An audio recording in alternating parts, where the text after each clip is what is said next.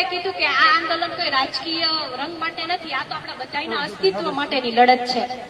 અને આપણે સૌ જાણીએ છીએ કે આ સરકારે જે આ રાહત પેકેજ જાહેર કર્યું છે, તો એ પ્રમાણે હું ગણતરી કરું ને તો 1 વીઘાના 3500 જેવા આવે. હવે આપણે બધાને ખબર જ છે કે 1 વીઘાનો ખર્ચો કેટલો આવે, 17 થી 20,000 તો ખર્ચો આવે, એટલી તો મને ખબર છે, કારણ કે હું ખેડૂતની દીકરી છું. તો આ વાત સરકારને કેમ ખબર નથી પડતી કે એટલો ખર્ચો આવે છે? ક્યાં 17 થી 20,000 ને ક્યાં 3500?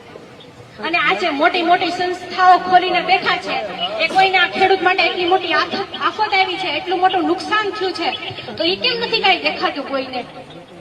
પછી આ જે એટલા અન્નદાતાનું અન્ન ખાય છે, તો એ કેમ એને અસર નથી કરતું?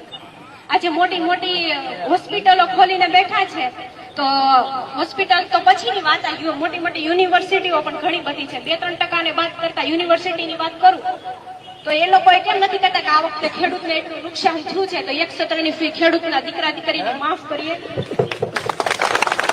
કેમ ક્યારે એવું કોઈ વિચારતા નથી? એવો વિચાર તો કોઈને આવતો જ નથી, કારણ કે ખેડૂત ઉપર કોઈને દયા છે જ નહીં. અને હોસ્પિટલની વાત